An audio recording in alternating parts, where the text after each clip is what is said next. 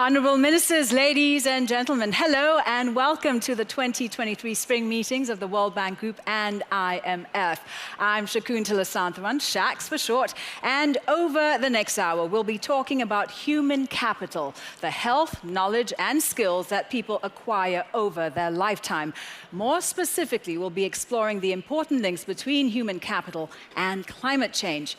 Remember, you can share your thoughts on this topic anytime using the hashtag #ReshapingDevelopment. Please use the QR code you see on the screens to post your questions, or if you're following us online, you can join the chat at live.worldbank.org. Now, there's been a lot of emphasis on the harmful effects of climate change on humans. What's less focused on is the important role that human capital can play in supporting climate action.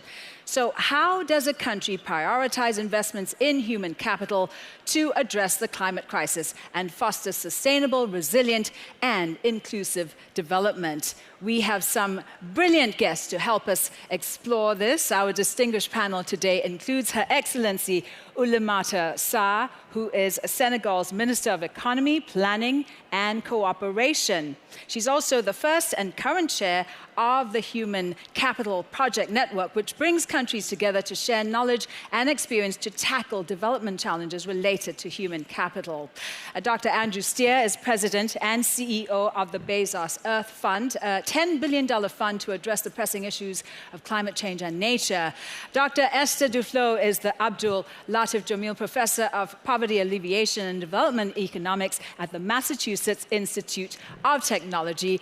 She and her research partners were awarded the 2019 Nobel Prize in Economic Sciences for their work on global poverty issues. And Axel van Trotsenburg, who is Senior Managing Director here at the World Bank, responsible for development policy and partnerships. Thank you all so very much for being here with us today. Minister Sarr, if we could start with you, please. The Human Capital Project Network held a closed-door session. The Ministers of Finance, Planning and Budget, who belong to the network, held a closed-door session just a short while ago, and you were focusing on how human capital can deliver for people and the planet. What were your big takeaways from the session? Thank you so much. I am delighted to be here. And I think the takeaway from the conclave can be summarized in 4 points. The first one is that we need to bring back the people and human beings at the center of the climate conversation. We talk about the numbers, we talk about the temperature, we talk about how much money we need, but all of those consequences have a face. It has a human narrative. So number one, I think it was important that we sit and we share human capital stories. The second takeaway from the conclave is that it has to be evidence-based. And I think a lot of the countries shared some very good examples, and President Malpass talked to us, and we talked about the CCDRs, the country climate assessments, as being evidence-based, helping policy for all the countries that are dealing with climate. Third, the elephant in the room, financing. Who is funding the climate adaptation and mitigation? Are we funding it at scale? So the conversation about concessional funding at scale for all the countries that are dealing with climate change, which we have to say, it might not be our historical responsibility, but we have to pay for anything that is linked to climate mitigation and adaptation. And lastly, on the conclave, private sector has a key role to play. We talked about public sector, ministers were in the room, but we know that private sector has a critical role to play in the investment that is needed in renewable energy, in access to water, in education, in health. So they need to be also brought to the conversation. So that would be the 4 takeaways from the conclave earlier today. Thank you very much. We'll be looking at funding a little later in our conversation. Were there any particular examples, ideas, solutions that stood out for you? So so many countries shared some lessons and some initiatives. Some had disaster risk reduction initiatives, some had some greening of some of their sectors, health, education. Some talked about climate resilient agriculture, renewable energy. So I think that's why the network is so important, because the human capital network allows different countries to come together and share successful initiatives, lessons learned, things that have worked, funding they were able to mobilize, their own internal resources, how they were able to redirect them. And I think it gives us a very important space to share. A vital exchange of knowledge and Absolutely. experience. Esther, you and your partners, your colleagues, have done a lot of research into different climate change solutions and their impact on the poor. What does your research show about the importance of human capital in driving climate solutions that are pro-poor, because the poor are the most severely affected by the climate crisis? Yeah, so I think that the nexus between climate change and people, as the Minister said, is of course essential. We tend to forget it in the macro conversation, talking about warming of the whole planet. But it can be summarized in 3 points.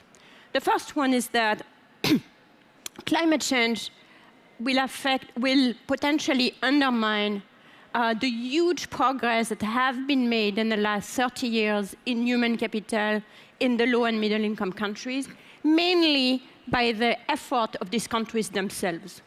So it is estimated that at the high emission scenario, by 2100, we could have 73 extra deaths per 100,000 people. What this means, to put it in perspective, it's the number of people who are dying every year from all infectious diseases combined. So imagine all of the efforts being made against tuberculosis, against malaria, against HIV/AIDS, being basically dwarfed by what's going to happen on climate. And all of these extra deaths are in poor countries. In fact, the OECD will have a mild decrease in mortality in the high emission scenario, because most of OECD countries are in cold places where they are going to have less harsh winters. So this is a tremendously unequal situation. The second part of the nexus is that human capital allow people, individuals and country, to be more resilient against shocks that happen to them, and in particular climate change effects. We recently completed with Pascaline Dupas work in Ghana, where we show that when girls access high school and are able to go to high school, the infant mortality of their children is divided by 2. There is an enormous effect of high school, having access to high school, on infant mortality. And the cognitive skills of their children also increases by the time they're 5 years old. So human capital is itself a guarantee to pass on the human capital to your children and to be protected against climate change, simply because it allows people the flexibility of dealing with the new situation that climate change is providing. Mm-hmm. Third of all, we do need the ingenuity of 7 billion people and counting if we want to have a chance to find a solution, to find solutions, because there is not going to be one silver bullet. There is going to be tons of responses that are needed, that are adequate to the problems at hand as well as to the local context. Where are these solutions going to come, if not from the people in developing countries? And how are people in those countries able to find these solutions unless they are healthy, unless they have high education, unless they know where their world is taking them? So for these 3 reasons, this climate change and human capital are deeply interconnected. So clearly investing in human capital for a green transition makes sense in education, in retraining people for green jobs, in people's health, right? Because change is not just going to happen. Technology and policies aren't just going to happen. We have to equip people to drive this change. I've heard you speak very passionately about the need for education for a greener future, Andrew, and you work very closely with the climate community. Do you think they understand the importance of human capital in this fight for their efforts? No. Why not? So, look, we're slowly making progress in this regard. At COP28 in Dubai later this year, there will be a day devoted to human capital and particularly education and its link to climate change, and that is long overdue. And let me just commend you, by the way, for this event and this spring meeting. I was saying to Axel, you know, I used to work for the World Bank. When I joined the World Bank, spring meetings and annual meetings were dull, gray-suited, boring affairs. And look at this now. I mean, amazing. And what we used to talk about was projects and ports and roads. And look at this, a meeting that brings together the two most exciting challenges of our time: development of human capital and climate change together, and understanding the synergies. And unless we understand the synergies, we will fail on both. So well done, Ifith, on the human capital, Mamta on the human capital project. Well done, Minister. The fact that there's a group of finance and economics ministers discussing human capital in a technical way is absolutely great. And this afternoon, I think, or this morning, we also had the ministers of finance working on climate change. They need to get together now. So as Esther was saying, there's a very strong link between human capital and climate change. Obviously, there's a link that goes from climate change to human capital, and it's bad. It's very bad for health. There's a lot of data on that now. It's actually not good for education. But the really new and interesting sort of aspect is that if you want to address climate change, you have to address human capital. And let me suggest there's three roots, if you like. One is we need citizens that are going to demand action on climate change. So they need to understand climate change. In that regard, the environmental movement understands you need to train children and adults on the importance of climate change. But actually, as Esther was just saying, and you were saying as well, if you want to undertake the dynamic changes that we're going to need in our economy in the 2030s and 2040s, you are going to need flexible, well-trained, healthy people. And it turns out, as I'm sure you know, that under current trends, half of all of those who are going to graduate from school in 2030 will be totally ill-equipped in order to enter the economy of the 2030s.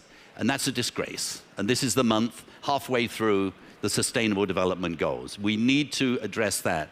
So if you want to address climate change, you need an educated group of people, both the engineers, but also the flexible people that can adjust. But then third, and perhaps in many ways the most important of all, climate change is here and we need to adapt. If you want to adapt and you've got $1 million to spend on it, don't buy cement and create another seawall, although that's a good thing sometimes. Spend it on education.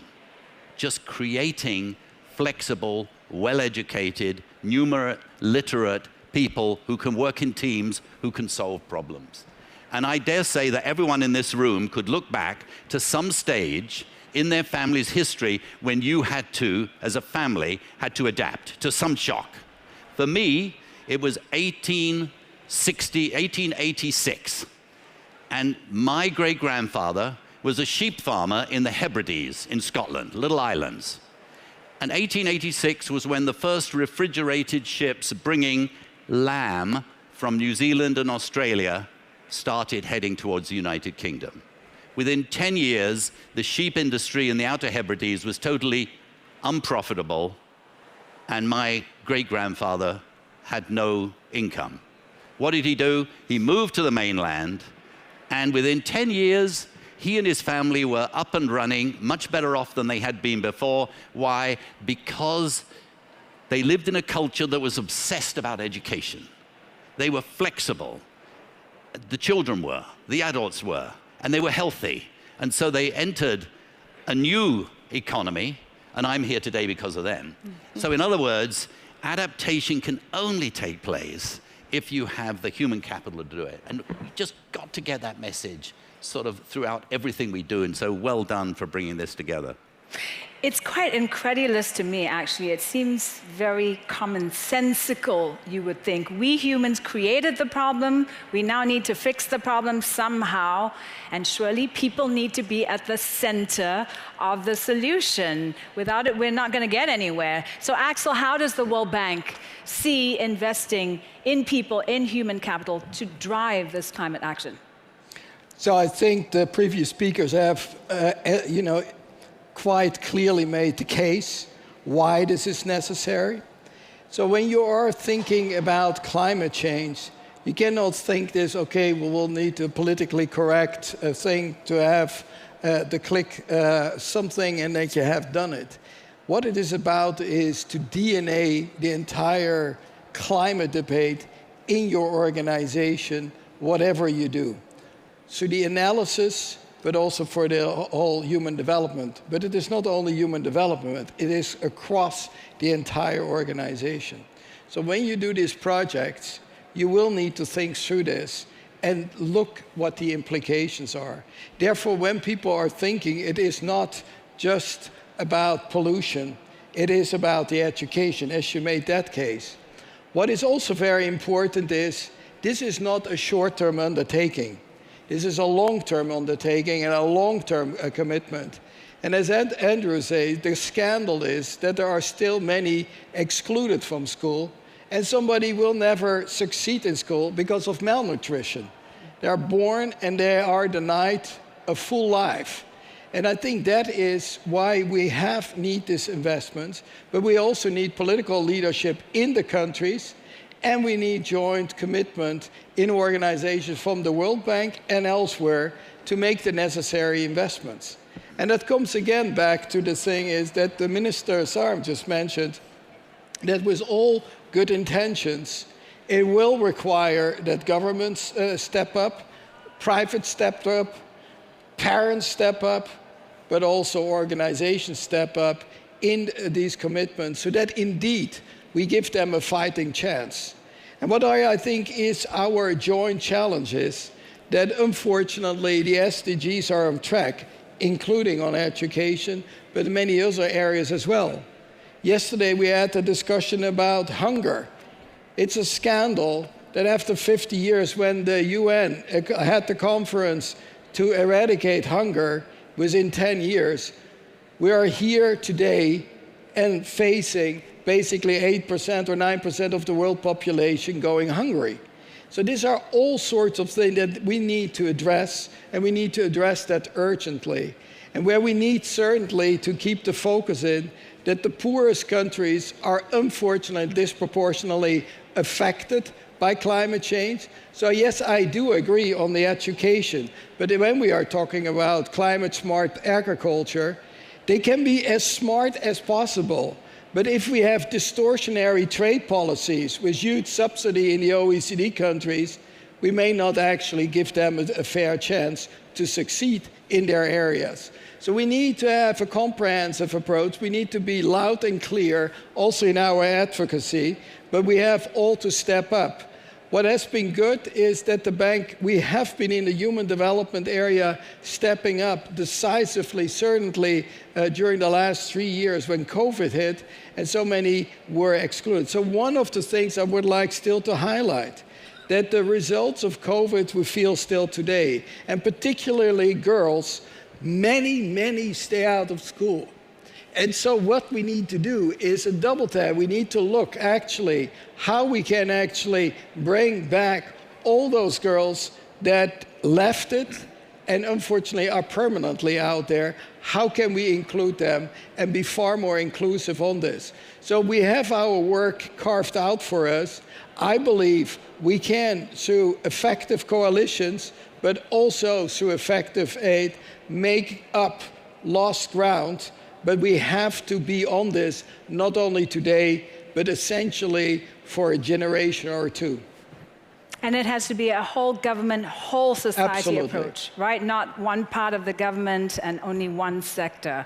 So talking about working together, Andrew, you are no stranger to working in the public sector. You were with the World Bank, as you said. You were actually the World Bank's special envoy for climate change from 2010 to 2012, and also head of the World Bank in Vietnam and Indonesia for 10 years. Now you're in the world of philanthropy. So how can these two sectors work together and generate this much needed investment? Minister Sarr was talking about the need for funding. How can the two sectors work together and make a case for smart investments in human capital that help the planet? Well, first, well done, World Bank, in terms of moving the way you are moving with your evolution plan, if you like, because in some ways that's all about, isn't it, getting more leverage. And that's what we need to do much better. Whether it's philanthropy or whether it's private sector money, there needs to be a much more kind of a synergism with the multilateral resources, for example, in this building and the other regional banks and so on. We need to figure out a way of making every dollar. So for us at the Bezos Earth Fund, we always like to say that, you know, each dollar that we provide as a grant has to do two things. Has to do what the narrow thing is. So if you're committing, we do nature and climate, if you're committing to do a certain thing in a certain part of the world, you have to deliver that. And you have to be part of something bigger. You have to be part of creating a movement, momentum, that approaches a positive tipping point. And that's how we need to think about this. We talk about blended finance a great deal, but actually we're not very sophisticated yet. So for example, the philanthropic world needs to engage much more directly with the private sector and with the multilateral sector. Because if we work together, you actually would find some pretty exciting things. But just as we need partnership amongst these different sources of finance, we also need partnership across the different sectors in which we're working. So for example, what Axel just said is so right, that you know, it's not just human capital and climate change. I mean, there's food, which is currently an absolute tragedy. And they're all related. They're totally related. And what we've been doing too much is thinking that we're almost competitors. You know, I'm going to go and try and persuade this donor to give to climate change. Well, no, don't give so much to climate change. How about to human capital? Or what about food? But actually, we should be more sophisticated and figure out, actually, in the climate world now, there's quite a lot of money and there's quite a lot of political momentum. How can we, who care a great deal about human capital and currently the food situation, how can we tap into that? How can we be smarter to make each dollar double dip, if you like, so to speak? Because at the end of the day, they are the same. And I think there's some wonderful opportunities. And we're seeing that starting to happen. And I think you guys here are very much part of it.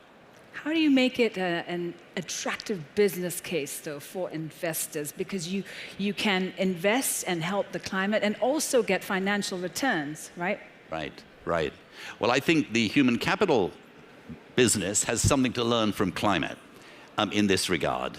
I mean, 15 years ago, you couldn't get NGOs fighting for climate action to talk to CEOs of corporations. They regard them as the enemy. And so too, the corporations didn't really care very much about climate change. We now have a situation where, you know, 5,000 companies have committed to net zero. You know, $130 trillion of assets under management committed to net zero. Virtually every environmental organization works very closely with the corporate sector.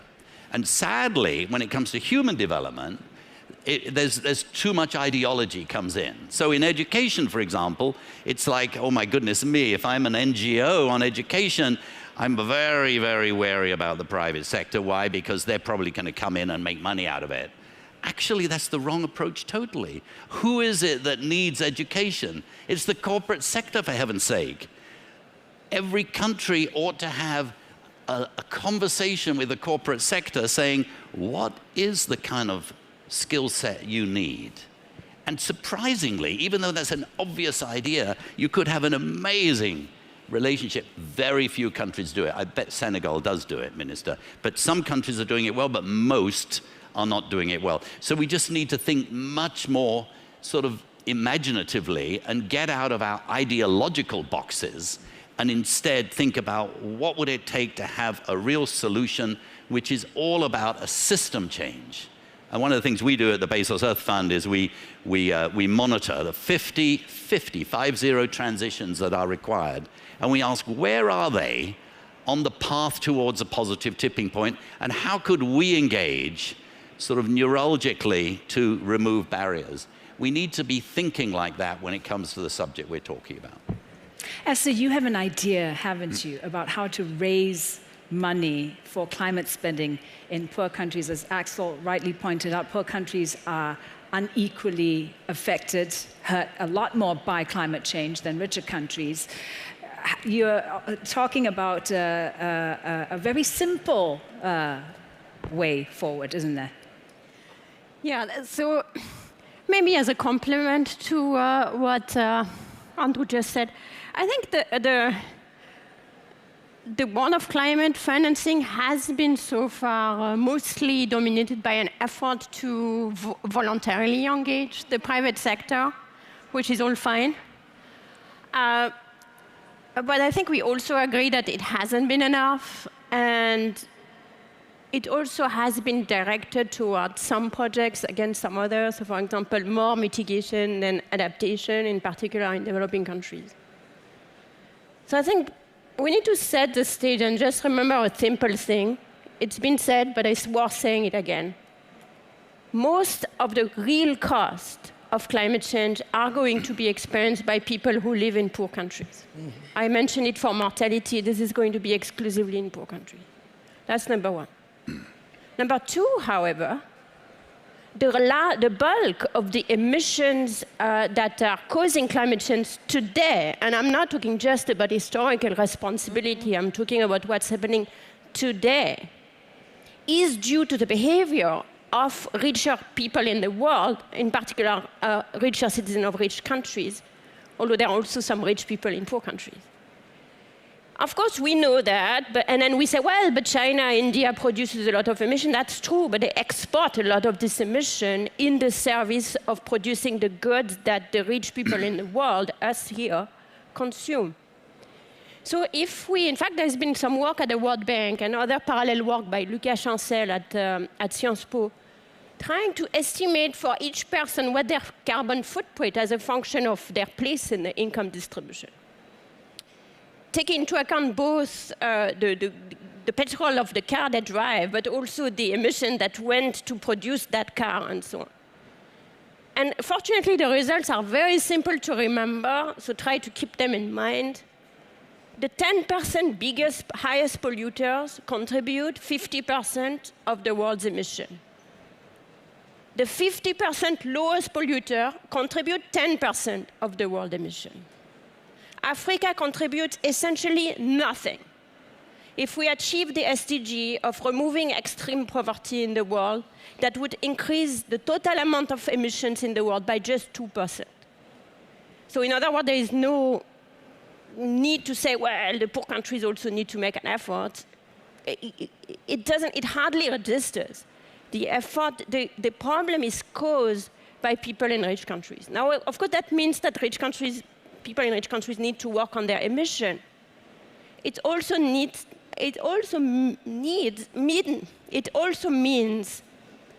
that we have a responsibility today to help poor countries adapt, cope with, which is a bit different than adapting. Coping with is, your house just flooded, what do you do? It's not about adaptation, it's about social protection in the face of the new risks that are created, and of course mitigate, leapfrog the bad investment that we've done.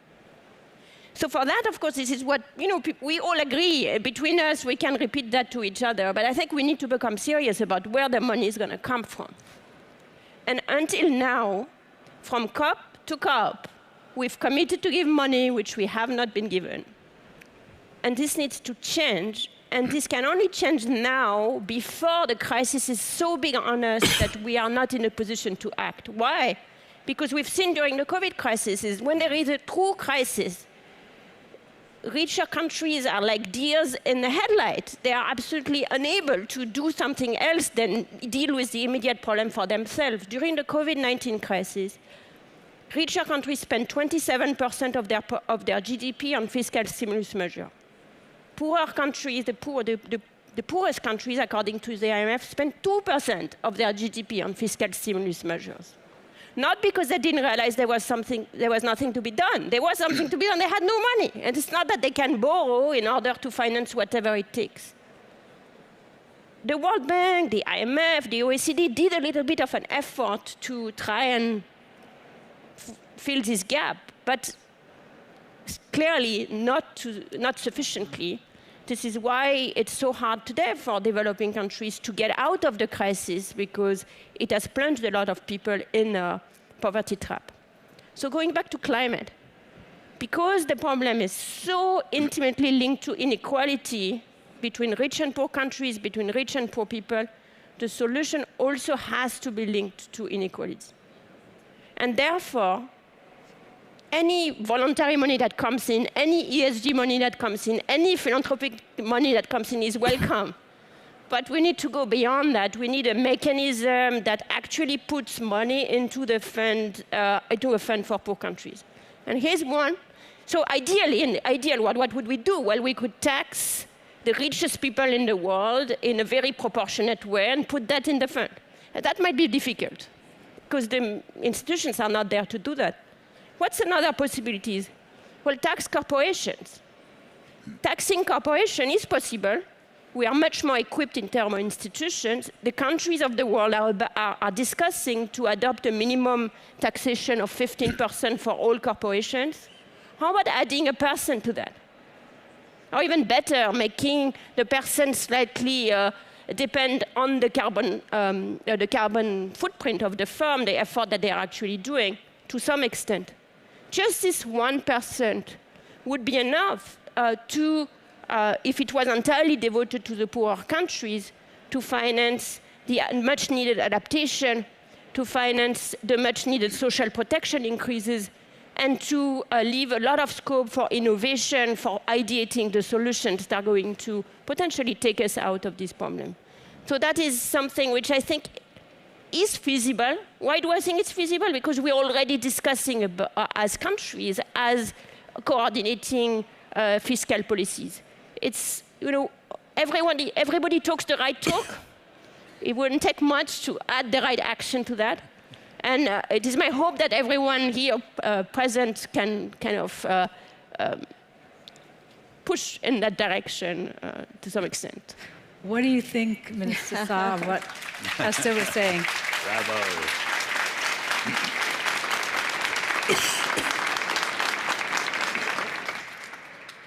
So I think that a lot of people agree. We, as the ministers of economy and finance, we had the conversation with the candidate that wants to be the president of the World Bank. And I think the African countries in the room said 3 key words. We want business unusual, we want fast track, and we want fair. So the conversation around just energy transition is real. We cannot leapfrog from this to that without making sure that the human capital is following. The second thing I would like to add is that somebody mentioned the Sustainable Development Goals. As you know, in 2015, countries around the world agreed on an agenda. That agenda is coming very soon, 2030. We realize on the ground that there's a critical SDG that is really catalytic to all the 17. Do you know that the most important SDG is number 5, gender equality and women empowerment. And why I say that? Yes, the women in the room.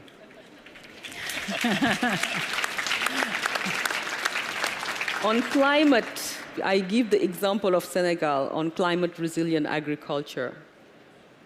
the body of research showed that on the whole, if you skill a farmer to new techniques, to new technology, the women tend to retain and continue to replicate. So we know that if we want to make sure that agriculture, food sovereignty is sustained over a period of time, that the women farmers need to be skilled. That's why I always tell people, do you remember your SDGs? Because for us, whether we are talking about the Green Wall, you know that Senegal is part of this regional solution. And today in the conclave, we talked about it. Some of the solutions have to be regional, multi-country. And in the Sahel particularly, there's this flagship program called La Grande Muraille Verte, the Great Wall, that is supposed to go from Senegal all the way to Djibouti. And you know who are the anchors of that Green Wall initiative? Women communities. They are the ones planting the trees. They are the ones making sure that those trees are not eaten by animals. So we know that they play a central role in climate adaptation. And everything that we do, we have to make sure that they are part of it. That's what I wanted to add. Okay, and so we're hearing a lot of need, Axel, for support, obviously for financing, and also to mobilize knowledge, right, to make smart investments in human capital. How can the World Bank help? How will the World Bank respond? So I still would like to talk about the money and the ideas that are being floated. I think we know the needs are great, but the financing is falling short. Let's not forget that 50 years ago, the United Nations passed a resolution that industrialized countries should dedicate 0.7% of their GDP to development. That has only occurred in 5 countries. And development aid is rather sticky at the 0.33% level, with the added problem that more and more expenditures in the industrialized countries are counted, meaning everything being equal, less money for the poorest countries. And that is the reality. I agree with Esther, there are many options that one could consider. But what we are facing today is a lack of political will to make the necessary investments. That is the principal problem. I think also in the discussion about the reform processes of the bank, I'm asking every delegation, after 6 months of the discussions, what is your ambition? What is the ambition where you want to see the World Bank in 5 or 10 years? Do you want to see it flat, doubled, tripled? Or how should the World Bank respond to the challenges we are facing? Personally, I think we should be ambitious, hugely ambitious, and yes, that will require resources.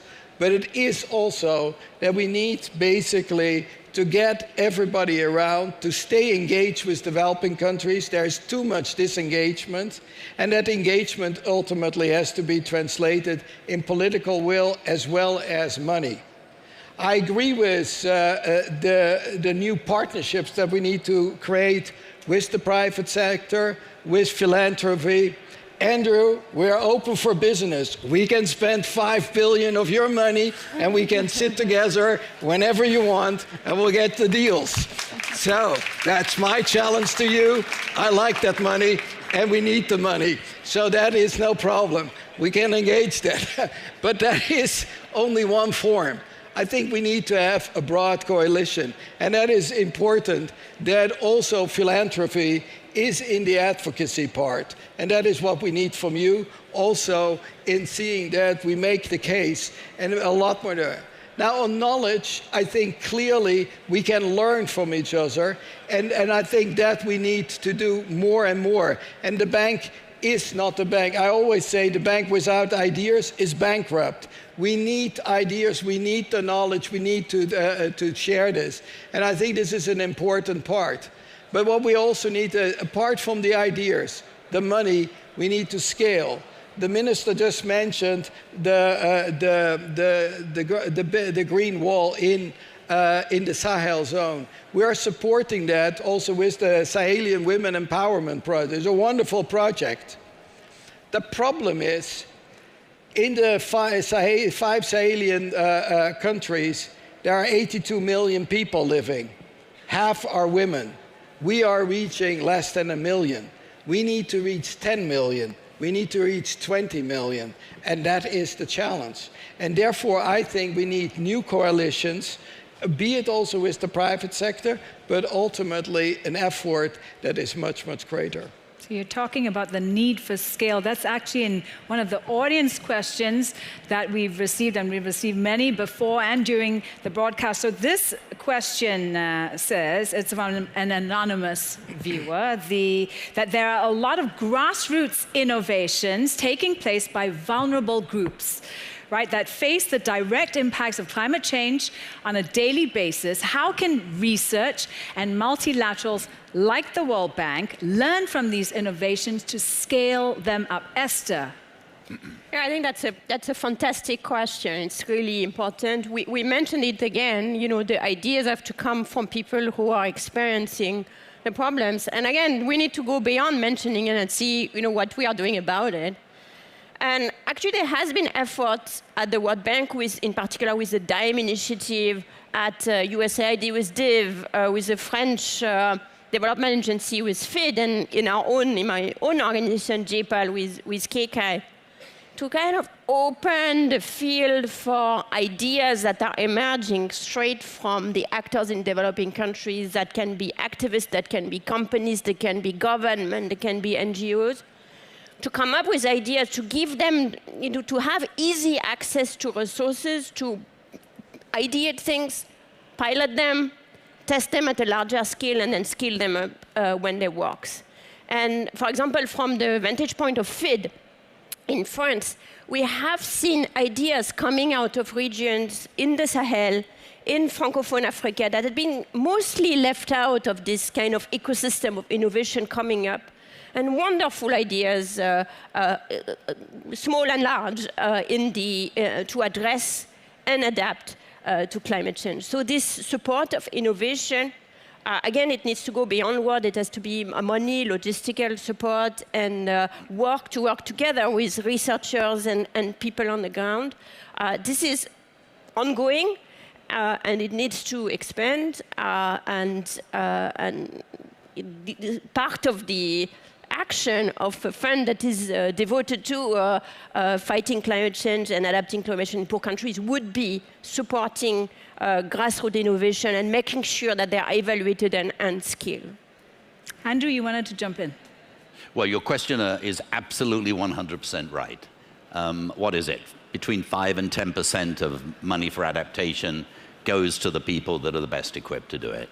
And this should be, we should always ask the question, and I'm sure the World Bank does now, always ask the question, is it possible to get this money closer to the front line? And the vast majority of money that is part of the great development endeavor doesn't get close to the front line. We've made progress, and that's why we haven't spoken much about sort of social protection, but the ability now to get cash to individuals through their telephones, to communities through their telephones and other ways. I mean, there's a revolution in the making, but it's not going fast enough. Minister Sarr mentioned the wonderful story of landscape restoration in Africa, the Great Green Wall, also Africa 100 million hectares to be restored by 2030. Who's going to do the restoration? There'll be a few big companies, but vast majority will be done by tens of thousands of farmer groups, cooperatives, NGOs, individual farmers, and so on. How do you get the money to them? We had a meeting this morning with President, with Donald Kaberuka and a team of Africans. What sort of intermediating institutions could we put in place in Africa to make sure that 90% goes to the people that can most use it? We, for example, also believe, like you do, in voluntary carbon markets and actually mandatory carbon markets.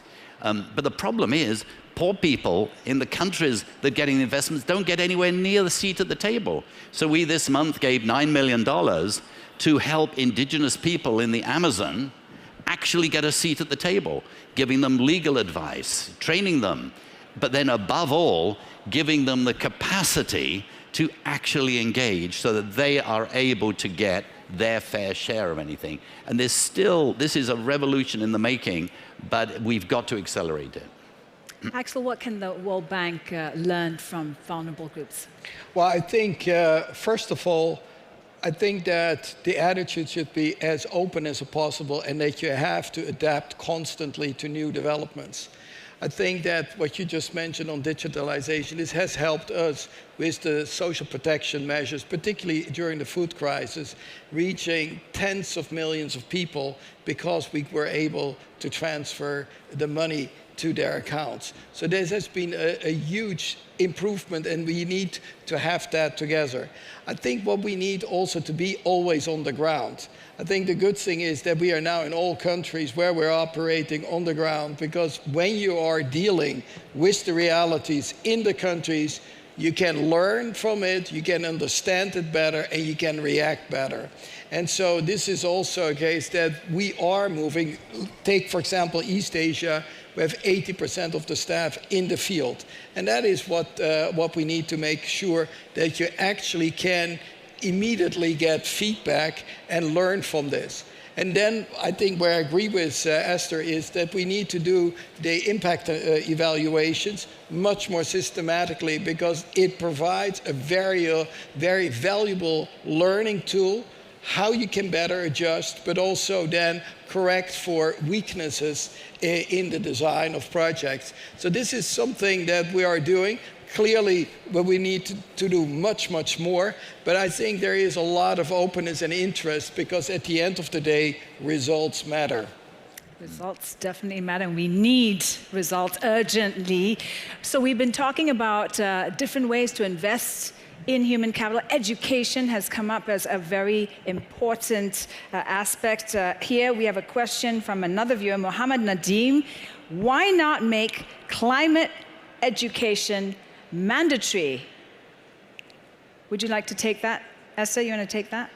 All in favor. Andrew, who wants Anybody disagree? Mandatory climate change education? It makes sense. Yes, we should do it. Yes, I mean, it's for each individual country to make that decision, obviously, as for the education. This education, because we are dealing here with the World Bank, so people think this is mandatory for developing countries. I would like to have that in developing countries, because as you say, the problem is mainly in developed countries. So let's start the education there and certainly expand it, but should not be an advice only for developing countries. It should start here. Very good. We're going to have to wrap up our conversation soon, unfortunately. Minister Sarr, your closing thoughts. We've had a thought-provoking conversation, a lot of ideas, perspectives shared. How do we keep the momentum moving forward from our private sector, from the public sector, from academia? And what role can the Human Capital Project play?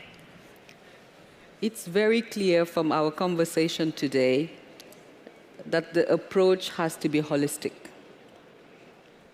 We talked about policy, we talked about skills, financing, technology, basic infrastructure. And today from the conclave, every single country had some very good example. So I think that the network gives us that platform to share knowledge, to create a community, and I think it allows us also to save time. We said this whole week, development cannot wait. We are in a dire situation. You know that a lot of our countries just got out of COVID, and then we are facing the consequences of climate, of the war in Ukraine, of violent extremism in the Sahel. So the theme of this week is a sense of urgency. And I think in order to move the needle, we need to know how to eat the elephant. Do you know how you eat an elephant? You have to eat it into pieces. So today, we have to make the list of things that can be short-term and eaten today, and then the medium and long-term. But definitely the message that we have no time and development cannot wait.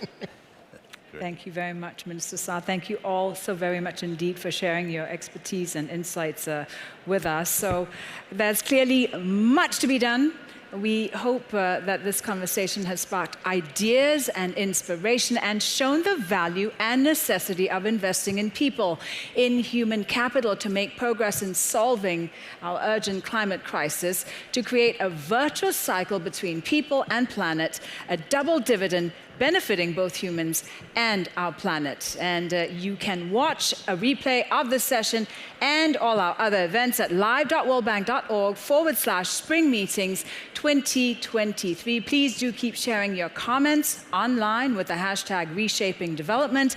We'd love to hear from you. If you're interested in learning more about building and investing in human capital, a valuable resource is the Human Capital Project. Find out more via this link, worldbank.org/human capital, and in this short video. Thanks for watching.